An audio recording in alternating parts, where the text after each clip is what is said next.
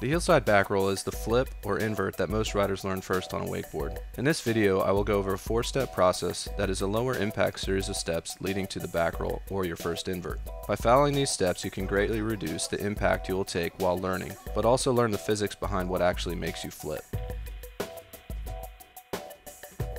In this illustration, we compare a wake-to-wake attempt at a normal riding boat speed of 21 miles per hour and a typical hang time of 1.2 seconds with a rope length of 70 feet to an air back roll at a slower boat speed of 17 miles per hour and a typical hang time of 0.8 seconds with the same rope length.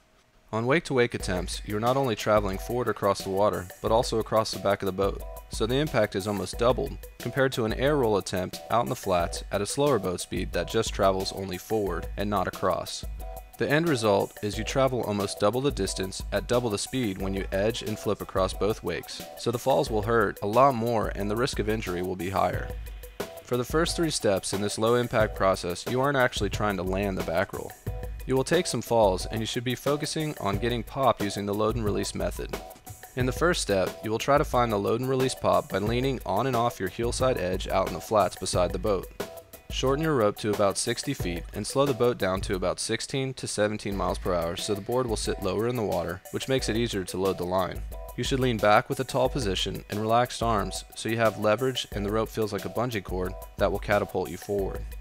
If you have the correct bounce or load and released, you should have enough momentum to get thrown forward over your toe side edge. If you take some falls over your toe side edge, then you are loading the line correctly. Once you feel the load and release pop, load one up hard and try your first heelside back roll, or an air heelside back roll out beside the boat in the flats.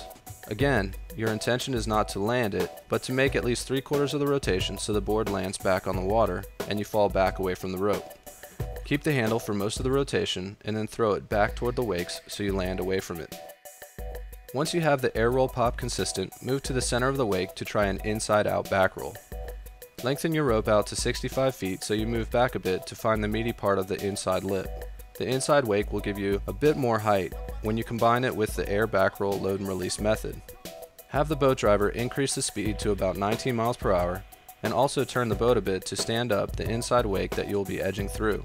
Start on the inside face of the wake and drift down toward the middle a bit and immediately load hard back outward toward the flats on your heelside edge to load and release the flip. You should flip a bit more than the air roll since the wake will give you a bit more height. Again, release the handle and fall back away from the boat. Try this a few times before you move on to the next step. For the next step, or one wake back roll, lengthen your rope out to about 75 feet so you have room to land in the middle of the wakes without landing on the second wake. Keep the boat speed at 19 miles per hour so the wake is clean enough to jump and initiate the back roll. For this step, I like to use a double cut so riders will load and release properly when they get to the wake. Do a few double cut one wake jumps so you get the timing down before you try your first one wake back roll. You can really see how I exaggerate 2 separate edges, which helps me load the line a second time to create good pop at the wake. After a few jumps, use the same approach and load the line the second time into a one wake back roll.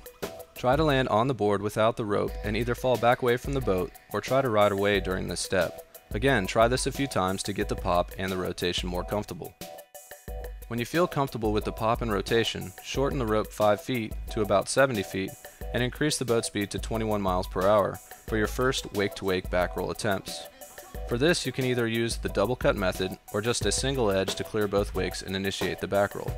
If your pop suffers with just one edge, revert back to the double cut method to improve the load on the line. Take a bit more of an aggressive approach toward the wake to guarantee that you clear both wakes. You may case the wake on your first few attempts, and it's okay to either let go completely as you come around for the landing, or just let go with your back hand to try to balance on the landing. Eventually you will establish comfort and control enough to continue your edge out away from the wakes to land stable against the rope.